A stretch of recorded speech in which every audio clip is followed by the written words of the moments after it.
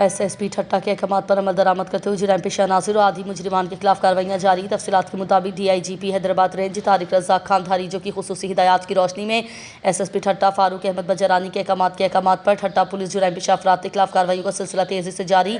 SHO थाना Thatta inspector Ziad Hussain Nonari, incharge police post Thatta ASI Shahrukh Jameel Kambhati और incharge police post Bhagad Mori ASI Farman Ali Bhutto बिमा staff ने दौरान गश्त खुफिया इतला मिलने पर लिंक रोड अगर मोहल्ला ठट्टा पर कामयाब कार्रवाई करके मजदार ट्रक नंबर ZNA 212 में वापडा की सरकारी वायर चोरी की वारदात में मुलव्विस बैनुल अज़लाई गैंग के 3 मुल्जिमान शकील वल्द अब्दुल गनी आरई रिहायशी हैदराबाद, मोहम्मद इकबाल वल्द करीम बख्श नोहानी बलोच रिहायशी ज़िला बदीन और सरवान वल्द ढेसर मेघवाड़ रिहायशी ज़िला बदीन को गिरफ्तार कर लिया। पुलिस ने वापडा की 1 करोड़ रुपये से ज़ायद मालियत की सरकारी वायर और 20 सिल्वर पट्टियों से भरी हुई मजदार ट्रक को कब्जे में लेकर तफ्तीश शुरू कर दी।